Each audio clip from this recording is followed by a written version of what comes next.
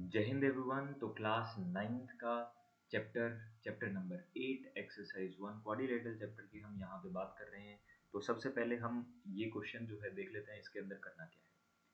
इसके अंदर ये पैरेललोग्राम हमें दिया हुआ है। पैरेललोग्राम की एक बात हमेशा याद रखनी है, पैरेललोग्राम की ये जो दो साइड हमें दी हुई हैं, ये जो दो साइड हमें दी हुई हैं उनके बीच में अगर कोई भी ट्रांसवर्सल पास कर रही है तो वो एंगल हमेशा जो है दोनों का एंगल का सम जो है वो कितना होगा, वो होगा हमारे पास 180। इन दोनों एंगल्स का सम हमेशा 180 डिग्री हमारे पास होने वाला है। चलिए आगे एक बात देखते हैं। अब हम यहाँ पे दो अलग अलग ट्राइंगल्स को कंसीडर करेंगे। एक ट्राइंगल हम कंसीडर करने वाले हैं ये, जिसको मैं येलोइश कलर से मार्क कर रहा हूँ, और दूसरा ट्राइंगल जो हम यहाँ पे कंसीडर करने वाले हैं उसको मैं यहाँ पे ग्रीन कलर से मार्क कर देता हूँ। दूसरा ट्राइंगल हमारे पास ये रहने वाला है। चलिए, तो यहाँ पे एक बात और हमें बता दी गई है, गिवन जो है हम यहाँ पे लिख लेते हैं। गिवन एक बार साइड में हम यहाँ पे लिख लेते हैं कि क्या हमें गिवन है। गिवन हमें दिया गया है, गिवन हमें क्या है, गिवन हमें दिया है कि ए सी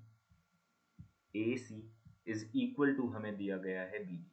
ठीक है, ए सी दिया गया है हमें इक्वल टू बी डी। ये बात हमें याद रखनी है। ठीक है, क्योंकि पैरेललोग्राम के डायगोनल्स जो है हमें हमें इक्वल दिए गए हैं। ठीक है, आगे हम बात कर लेते हैं। अब हम ट्राइंगल्स की बात करेंगे। जो दो ट्राइंगल हमने कंसीडर किए हैं, एक ट्राइंगल हमने कंसीडर किया है A D B, triangle A D B, and second triangle हमने कंसीडर किया है कौन सा, सेकेंड ट्राइंगल हमने कंसीडर किया है ए सी बी।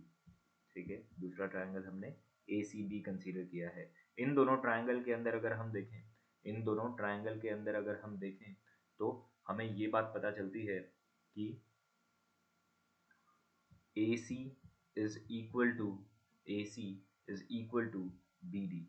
ठीक है, ये हमारे पास क्या है, ये हमें गिवन है, ये हमें क्या है, ये हमें गिवन है। दूसरी बात हमें यहाँ पे क्या पता चलती है, दूसरी बात हमें पता चलती है कि A B is equal to A B, क्योंकि ये दोनों क्या हैं, ये दोनों यहाँ पे कॉमन होने वाले हैं। ठीक है, ये दोनों हमें यहाँ पे कॉमन मिलने वाले हैं। तीसरी चीज यहाँ पे क्या हो सकती है, तीसरी चीज यहाँ पे क्या हो सकती है, क्या यहाँ पे A D is equal to B C हमारे पास हो सकता है? क्या पैरेललोग्राम के अंदर ये जरूरी है कि ए डी जो ऑपोजिट वाली साइड्स हैं वो हमेशा इक्वल हो? बिल्कुल। यानी कि यहाँ पे तीसरी चीज हमारे पास क्या होगी, तीसरी चीज हमारे पास होगी A D is equal to B C. ठीक है, A D is equal to B C हम ले सकते हैं क्योंकि ये एक पैरेललोग्राम है। ठीक है, तो A D is equal to B C हम यहाँ पे ले सकते हैं। चलिए, A D is equal to B C हम यहाँ पे ले सकते हैं। तो अब हमें यहाँ से क्या बात पता चली कि एस एस एस से हमें ये बात पता चल चुकी है कि ट्राइंगल हमारे कौन से triangle, triangle A D B, triangle A D B congruent है कौन से ट्राइंगल के, triangle A D B congruent है हमारा ए सी बी के। और ऐसा होने से हमें एक बात और पता चल जाती है, और वो दूसरी बात क्या है, वो हमारे पास है कि angle A is equal to angle B हमारे पास हो चुका है by C P C T, by C P C T. Triangles अगर चैप्टर नंबर 7 अगर आपने पढ़ा होगा तो ये बात जो है आपको जरूर पता होगी।